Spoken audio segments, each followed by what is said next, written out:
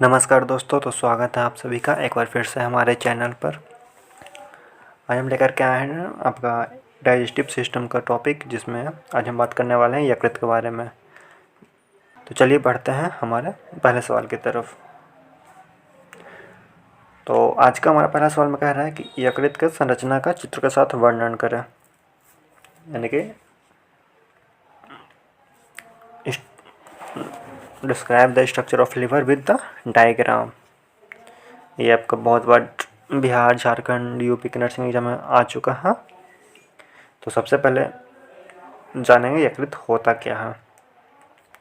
तो कहता है कि यकृत जो आपका पूरे शरीर का सबसे बड़ा एक प्रकार का ग्रंथि होता है, यानी कि यकृत एक सबसे बड़ा ग्लैंड है पूरे बॉडी का।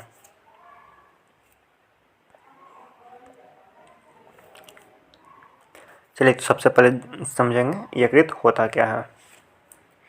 तो कहता है यकृत जो है आपका लिवर शरीर की सबसे बड़ी ग्रंथि होती है और इसका वजन कितना होता है, तो 1 किलोग्राम से लेकर के 2.3 kg तक। तो ये आपका ऑब्जेक्टिव क्वेश्चन बनेगा, यकृत का वेट कितना होता है, तो 1 से लेकर के 2.3 kg तक।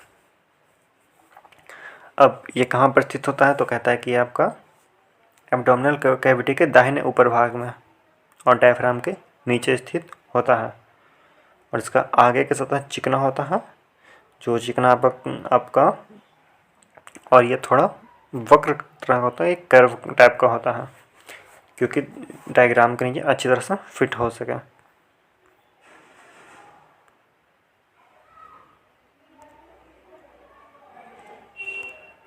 देख सकते हैं ये आपका लीवर का स्ट्रक्चर है, जिसमें इसके ऊपर आपका इस तरह का डायफ्राम होता है बना हुआ। फिर इसके ऊपर आपका थ्रोइक कैविटी कहलाता है, जिसमें देख सकते हैं यकृत आपका 2 भागों में बटा हुआ है, एक राइट लोब, दूसरा लेफ्ट लोब, जिसमें ये आपका एक आयोटा हो गया, दूसरा इन्फीरियर वेना कावा, फिर एस्फेगस। यकृत जो है आपका 2 भागों में बटा होता है, एक लिंगामेंट से, यानी कि एक प्रकार की झिल्ली से, जिससे हम लोग क्या कहते हैं, फॉलिकोफॉर्म लिंगामेंट कहते हैं। और इसके आसपास में क्या क्या होता है, एक गॉल ब्लैडर होता है, स्टमक होता है, पैनक्रियाज होता है और स्टमक के नीचे का ये एरिया आपका ड्यूडेनम कहलाता है। चलिए अब आगे देखते हैं यकृत से जुड़े अंग कौन कौन से होते हैं। तो कहता है कि यकृत के ऊपर एवं सामने क्या होता है, तो यकृत के ऊपर में डायफ्राम होता है और सामने उदरीय भित्ति, यानी कि पेट की दीवार। नीचे की तरफ क्या होता है, तो नीचे की तरफ आपका अमाशय होता है, फिर पित्त वाहिनियाँ यानी कि बाइल डक्ट्स, ड्यूडेनम जो अमाशय का नीचे का हिस्सा कहलाता है, फिर दायां वृक्क और एड्रिनल ग्रंथि, जो कि दायां वृक्क के ऊपर ही एड्रिनल ग्लैंड होता है। और यह एड्रिनल ग्लैंड क्या करता है, अनेक तरह के कुछ हार्मोन्स प्रोड्यूस करता है और बाकी जिसका किडनी से रिलेटेड उसका काम होता है। इसके पीछे की तरफ क्या होता है, तो पीछे की तरफ ग्रास नली होता है, यानी कि एस्फेगस, फिर दूसरा इन्फीरियर वेना कावा, फिर महाधमनी और पित्ताशय वर्टिबल कॉलम एवं डायफ्राम, और बगल में इसका होता है निचली पसलियाँ एवं डायफ्राम। तो यकृत आपका 3 तरफ से डायफ्राम से घिरा हुआ रहता है। अब कहता है कि लीवर जो है एक प्रकार का संयोजी उत्तक, यानी कि कनेक्टिव टिश्यू से ढका रहता है, जिसे हम लोग क्या कहते हैं, तो जिसे हम लोग ग्लिसन्स कैप्सूल कहते हैं। तो यकृत को ढके जाने वाले लिंगामेंट को क्या कहते हैं, तो ग्लिसन्स कैप्सूल। कहता है कि यकृत जो है आपका फॉलिकोफॉर्म लिंगामेंट के द्वारा 2 खंड, दायां एवं बायां लोब में विभाजित रहता है, जैसा कि अभी हमने फिगर में देखा है। लीवर है जो कि आपका फॉलिकोफॉर्म लिंगामेंट द्वारा 2 भागों में बटा हुआ रहता है। कहता है कि दायां खंड अपनी वेंट्रल सतह पर 2 और खंड, क्वाड्रेट लोब एवं कॉर्डेट लोब में विभाजित होता है। तो ये जो आपका लीवर का राइट लोब होता है, ये पूरा एरिया ये साथ ही 2 और खंड में विभाजित होता है, जिसे क्या क्या कहते हैं हम लोग, तो इसे हम लोग क्वाड्रेट लोब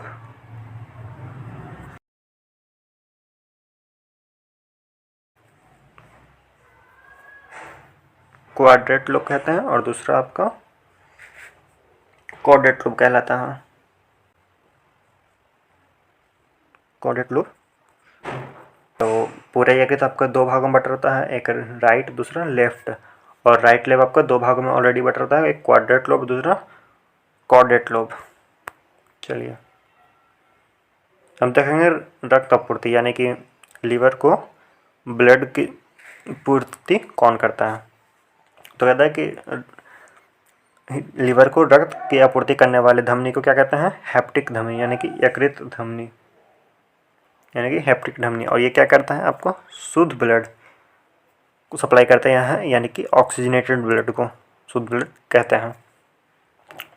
और जो सीरा आपको यकृत को ब्लड सप्लाई करता है उसे हम लोग पोर्टल वेन कहते हैं, यानी कि पोर्टल सीरा। और यह क्या करता है कि हेप्टिक धमनी द्वारा जो भी रक्त लीवर को पहुंचाया जाता है उससे फिर यह इन्फीरियर वेना कावा में पहुंचाता है। तो हेप्टिक धमनी का काम है यकृत को शुद्ध रक्त पहुंचाना, और पोर्टल वेन का काम है यकृत में आने वाले रक्त को इन्फीरियर वेना कावा में पहुंचाना। चलिए अब देखेंगे इंटरनल स्ट्रक्चर क्या होता है, मतलब यकृत की दीवारें किस तरह से बनी हुई रहती हैं, इंटरनली उसे अच्छे से समझेंगे और जानेंगे।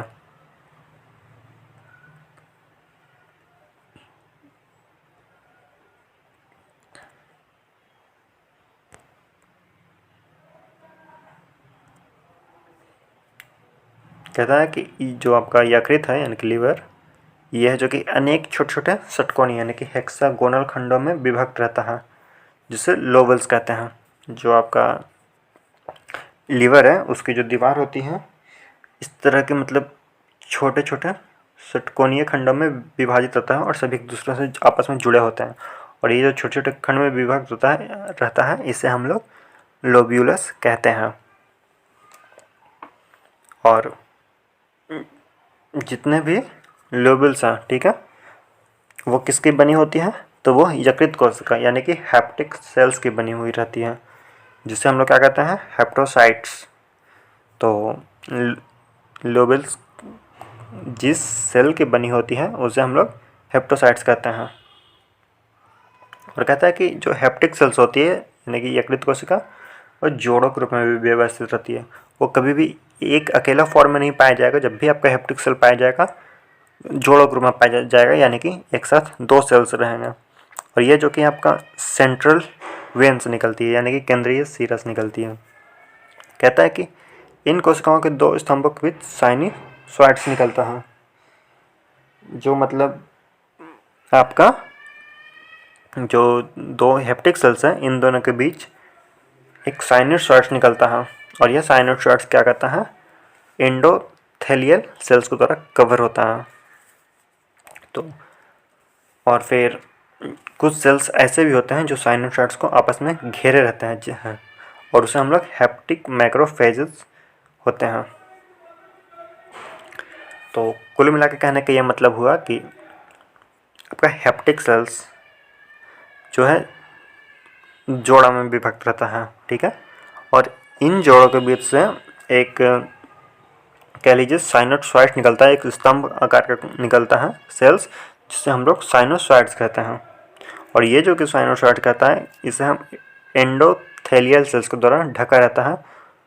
और कुछ सेल्स ऐसे होते हैं जो साइनसॉइड्स को घेरे रहते हैं, वे क्या कहलाते हैं, वे हेप्टिक मैक्रोफेजेस कहलाते हैं, या फिर जिन्हें हम लोग कूपर सेल्स यानी कि कूपर कोशिकाएं भी कहते हैं। तो ये था आपका इंटरनल स्ट्रक्चर। देखिए ये फिगर है आपका, ये आपका लीवर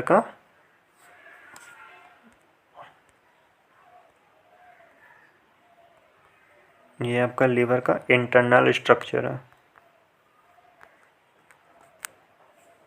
देख सकते हैं। ये आपका बाइल डक्ट हो गया यानी कि पित्त वाहिनी, ये आपका पोर्टल वेन हो गया जो क्या करता है, आपका यकृत से जो भी रक्त आती है यकृत को इन्फीरियर वेना कावा में पहुंचाता है। ये आपका हेप्टिक आर्टरी हो गया जो आपको शुद्ध रक्त को यकृत में पहुंचाने का काम करता है। देखिए अंदर से कुछ इस तरह का दिखता है ये तीनों वेन्स, और कहता है कि जो षटकोणीय आकार का शेप बना होता है जिसे हम लोग लोवेल्स कहते हैं, ठीक है, तो वो यही होता है। देखिए इसमें देख सकते हैं ये आपका षटकोण का बना हुआ रहता है सब मिक्स करके, जिसे और लोबल्स कहते हैं। और ये लोबल्स किसके द्वारा कवर रहते हैं? हेप्टिक सेल्स के द्वारा। देखिए ये आपका हेप्टोसाइट्स यानी कि लिवर सेल, यकृत कोशिकाएं, फिर ये सब आपका बाइल डक्ट्स हो गया, जिसमें देखिए आपका जो हम बताया था जो साइनोसाइट्स को जो कुछ सेल्स घेरे रहती हैं वो सब हेप्टिक माइक्रोफेजेस कहते हैं या फिर कूपर सेल्स कहते हैं। तो ये जो पतला सा यहाँ पर है ये आपका कूपर सेल्स कहलाता है। तो ये था आपका इंटरनल स्ट्रक्चर ऑफ लीवर। चलिए अब आगे बढ़ते हैं। लीवर का फंक्शन देखते हैं कि यकृत के क्या क्या कार्य होते हैं, किस तरह से यह वर्क करता है।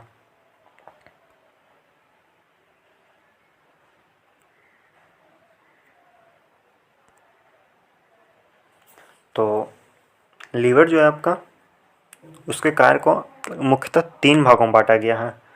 ऐसा नहीं कि लीवर के कार्य को एक ही तरह में सब में रखा गया, नहीं, लीवर को आपको 3 प्रकार के कार्यों में बांटा गया है जिस सभी के कार्य अलग अलग होते हैं। जिसमें सबसे पहला कार्य आपका होता है मेटाबॉलिक फंक्शन यानी कि चयापचयी कार्य। दूसरा फंक्शन होता है संग्रहण का कार्य यानी कि स्टोरेज फंक्शन होता है। और जो लीवर का सबसे लास्ट और आखिरी फंक्शन होता है वो कहलाता है आपका स्रावी कार्य यानी कि सेक्रेटरी फंक्शंस। तो एक एक कर तीनों फंक्शन को हम देखेंगे, जिसमें सबसे पहले हम शुरुआत करते हैं मेटाबॉलिक फंक्शन से। तो मेटाबॉलिक फंक्शन में कुछ पॉइंट्स होते हैं, चलिए जिन्हें देखते हैं हम। तो कहता है कि जो लीवर है आपका चयापचयी क्रियाओं का सबसे प्रमुख स्थल है। तो चयापचय आखिर होता क्या है, यानी कि मेटाबॉलिज्म कहते किसे हैं? तो मेटाबॉलिज्म आपका कह लीजिए कि वह प्रक्रिया है जिसके अंतर्गत मतलब शरीर के द्वारा जितने भी पोषक पदार्थ हैं सबसे पहले तो उनका अवशोषण किया जाता है, फिर रासायनिक प्रक्रिया के द्वारा उसका ऑक्सीकरण करके शरीर को ऊर्जा प्रदान किया जाता है। तो इसी प्रक्रिया को हम लोग चयापचय कहते हैं यानी कि मेटाबॉलिज्म। तो कहता है कि लीवर आपका कार्बोहाइड्रेट, वसा और प्रोटीन का चयापचय करता है, यानी कि लीवर से ही कार्बोहाइड्रेट, फैट और प्रोटीन को मेटाबॉलिज्म करके शरीर को एनर्जी प्रदान किया जाता है। दूसरा कहता है कि यह शरीर के तापक्रम को बनाए रखता है क्योंकि चयापचय क्रियाओं के फलस्वरूप हीट जनरेट होता है, यानी कि जो आपका मेटाबॉलिक फंक्शन है इसके थ्रू आपको हीट जनरेट होता है जिसके कारण शरीर का तापमान बनाए रखता है।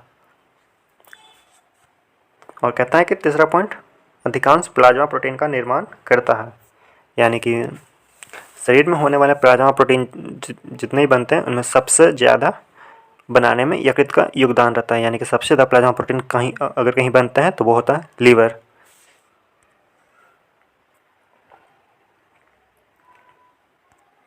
चौथा पॉइंट कहता है कि हेपरिन का निर्माण करता है। तो आपका हेपरिन आखिर होता क्या है, हेपरिन कहते हैं किसे? तो कहता है कि हेपरिन को हम लोग दूसरी भाषा में कहें तो ब्लड थिनर भी कहते हैं, यानी कि हेपरिन आपका ब्लड थिनर भी कहलाता है। और हेपरिन का शरीर में होना बहुत ज़रूरी होता है क्योंकि अगर ये नहीं होगा तो फिर आपका रक्त गाढ़ा हो जाएगा, और अगर कह लीजिए कि रक्त अगर ज़रूरत से ज़्यादा गाढ़ा हो जाता है तो फिर उसे हृदय को पंप करने में काफ़ी दिक्कत का सामना करना पड़ता है, काफ़ी ज़्यादा उसे प्रेशर लगाना पड़ता है जो सही नहीं होता है। तो हेपरिन का निर्माण करना लीवर का काम होता है, और लीवर इसलिए काफ़ी इम्पोर्टेंट अंग भी माना जाता है शरीर के लिए। पाँचवा पॉइंट कहता है कि बसीय अम्ल यानी कि एमिनो एसिड्स हैं रक्त स्कंदकार को यानी कि ब्लड क्लॉटिंग फैक्टर यानी कि प्रोथ्रोम्बिन एवं फाइब्रोजिन के संश्लेषण में मदद करता है। इसका ये मतलब हुआ कि लीवर क्या करता है कि जब आपको एमिनो एसिड है तो इसे तोड़ देता है, मतलब इसको तोड़ करके दो जो आपका ब्लड क्लॉटिंग फैक्टर्स हैं यानी कि रक्त को थक्का जमने के जो कारक होते हैं उन सभी को तो उनके संश्लेषण में यानी कि सिंथेसिस में मदद करता है। और ये 2 कारक होते कौन है? तो ये दोनों कारक आपका एक आपका प्रोथ्रोम्बिन और दूसरा फाइब्रिनोजेन कहलाता है। छठा पॉइंट कहलाता है कि कार्बोहाइड्रेट एवं प्रोटीन को फैट में परिवर्तित कर देता है। और हमारे शरीर एनर्जी अगर किसी रूप में स्टोर होती है तो वो होता है फैट के रूप में। अगर शरीर को कुछ दिन तक कह लीजिए खाना पानी नहीं मिलता तो फिर वो इसी फैट को वापस से कह लीजिए कि तोड़ करके एनर्जी के रूप में कन्वर्ट करके शरीर में यूज में लाता है।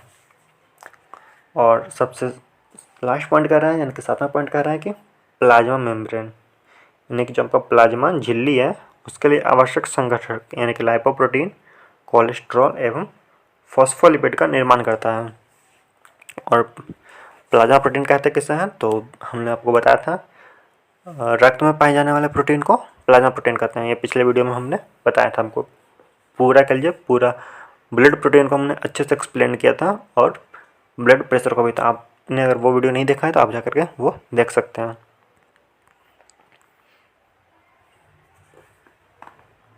चलिए 8वां पॉइंट कह रहा है कि कैरोटीन कैरोटीन से विटामिन का सेक्रेशन करता है यानी कि स्रवण करता है।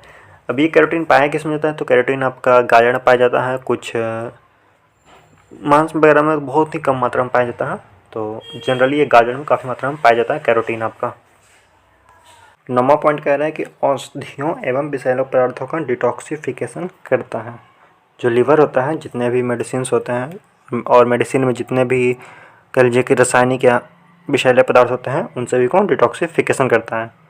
अब डिटॉक्सिफिकेशन कहते किससे हैं तो कह लीजिए कि आपका शरीर से जितने भी विषैले पदार्थ हैं उन सभी को हटाना ही डिटॉक्सिफिकेशन करता है।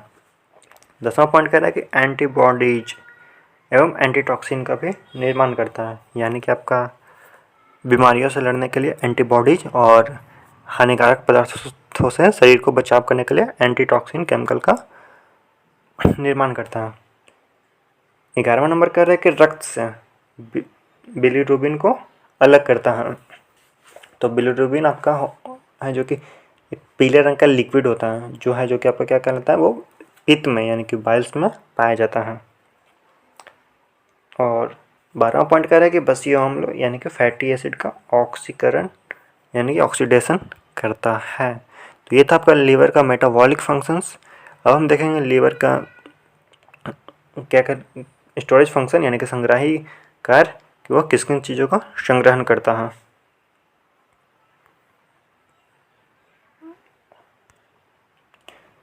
तो इसमें सबसे पहला पॉइंट कहता है कि आपका लीवर है जो कि ग्लूकोज को ग्लाइकोजेन के रूप में संग्रहित रखता है यानी कि आपको कह लीजिए कि ग्लूकोज क्या करता है कि लीवर क्या करता है कि ग्लूकोज को तोड़ करके ग्लाइकोजेन के रूप में कन्वर्ट कर देता है और उसके बाद उसे उसी फॉर्म में स्टोर करता है।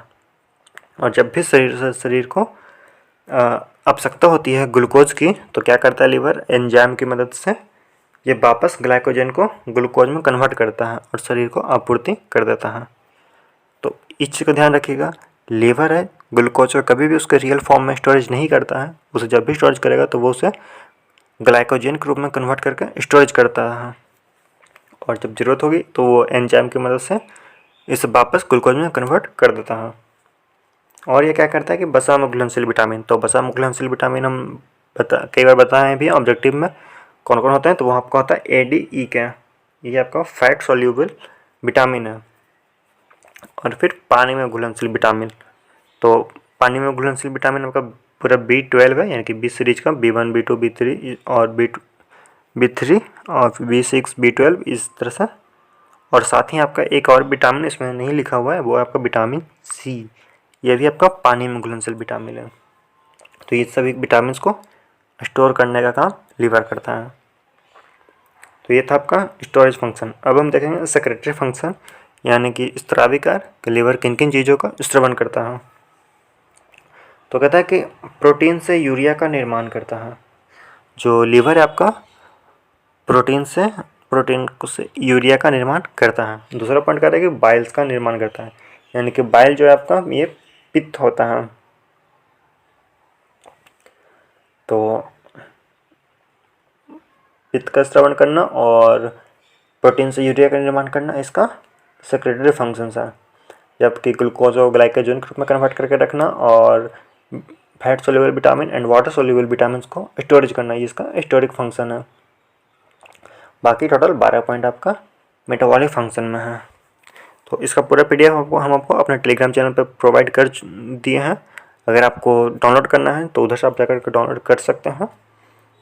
बाकी हमारे साथ बने रहिए। इसके बाद हम आगे डाइजेस्टिव सिस्टम के और भी कुछ पार्ट्स लेकर आ रहे हैं, जिसमें आपका कह लीजिए ज़्यादातर आपका इंटेस्टाइन के बारे में होगा, और फिर आपका थोड़ा सा स्टमक और कह लीजिए पैनक्रियाज और गॉल ब्लैडर, इन सब का थोड़ा थोड़ा कह लीजिए एक शॉर्ट फॉर्म में एक्सप्लेनेशन देंगे हम आपको। और साथ ही एक इसका कह लीजिए अंतःस्रावी ग्रंथियाँ, उन सभी के बारे में भी एक वीडियो हम ला देंगे। तो बाकी बने रहिए हमारे साथ, पढ़ते रहिए नर्सिंग की सारे कोर्सेज वगैरह को हमारे साथ। तो धन्यवाद।